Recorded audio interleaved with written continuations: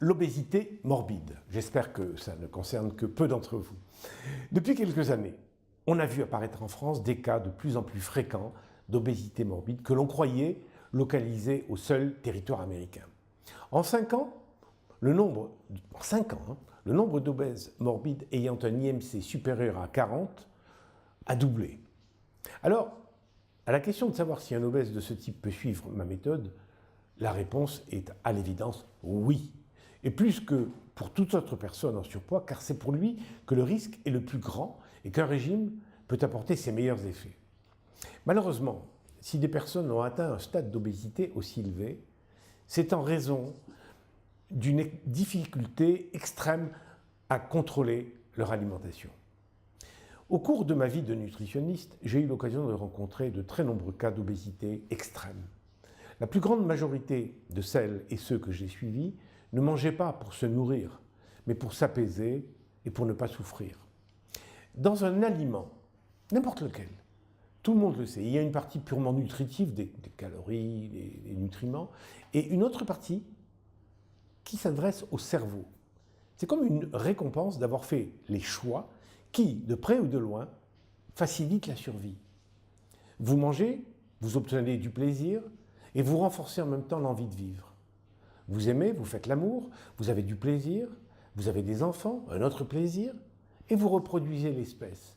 Vous voyez que le plaisir est associé à la bonne conduite biologique de notre espèce et de chaque individu. Tout cela pour dire que si un obèse atteint un stade de morbidité, malgré la souffrance occasionnée par ce surpoids massif, c'est qu'il a une raison.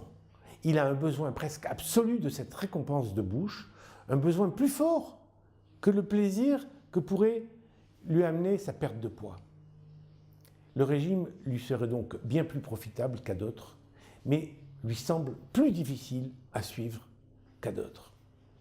Faut-il pour autant baisser les bras? Mais non, car il existe des cas de personnes qui ont maigri énormément, et certains sans jamais regrossir. S'il est un argument fondamental qui peut convaincre un obèse morbide de démarrer un régime, c'est de lui dire et de lui prouver que ce régime est efficace, hyper efficace, et que son démarrage est foudroyant. Pour le motiver et le convaincre de suivre ce régime et de ne pas l'abandonner, il faut impérativement qu'il ait perdu près de 10 kilos le premier mois, et entre 5 et 10 kilos le deuxième mois. Il faut qu'il sente son poids partir, se délester. Il faut qu'à chaque pesée, il se passe quelque chose.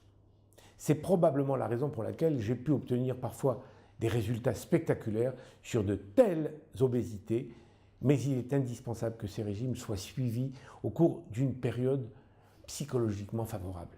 Parce que si on est dans une mauvaise période, ça ne marchera pas. Depuis une dizaine d'années, la chirurgie bariatrique, vous savez cette chirurgie qui vous mobilise les organes de manière à éviter la prise de poids, elle a beaucoup évolué. Elle est passée des premiers ballons qu'on mettait dans l'estomac, totalement inefficaces, à l'anneau, puis aujourd'hui au bypass. C'est très complexe, je ne peux pas vous en parler ici parce que ce serait trop long. L'efficacité et les résultats en sont systématiquement améliorés. Mais les opérations sont de plus en plus lourdes et parfois de plus en plus dangereuses. J'ai eu souvent l'occasion de recevoir des patients qui m'étaient adressés par des chirurgiens bariatriques pour les aider à maigrir avant l'intervention, afin de réduire l'importance des risques qui sont parfois vitaux. Dans un tel contexte d'extrême motivation, la perte de poids atteint presque toujours les 20 kilos à la fin du deuxième mois, 20 kilos. Et très souvent, ces patients, surpris par l'importance de leurs résultats, me demandent de continuer et finissent parfois à éviter l'opération qu'ils avaient acceptée, mais que dans le fond d'eux-mêmes, ils redoutaient. Quand ces obèses morbides arrivent à perdre du poids, que ce soit par le régime ou par l'opération, leur santé en est toujours extrêmement améliorée. Tout leur bilan s'en ressentent, que ce soit le cœur, leur diabète, leur circulation, leurs articulations, leur mental, leur sommeil et leurs apnées du sommeil. J'ai parmi les lecteurs de mes livres 2 personnes qui ont perdu chacune 100 kilos.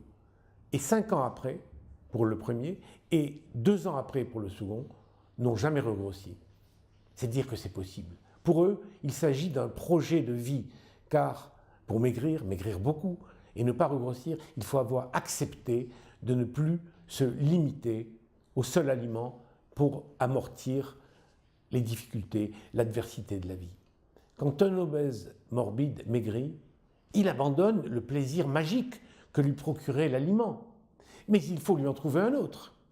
Ce plaisir que je lui propose, c'est celui de maigrir, de le voir, de le constater et de se découvrir capable et fier de l'accomplir. Cette fierté est parfois supérieure, au plaisir magique de manger. Et puis quand le résultat est atteint, que la bascule n'a plus rien à apporter, il faut trouver un autre gisement de goût et de soif de vivre. C'est en accompagnant ces patients obèses et ceux qui, après avoir maigri, ne voulaient plus regrossir, que j'ai mis au point ma théorie des 10 piliers du bonheur.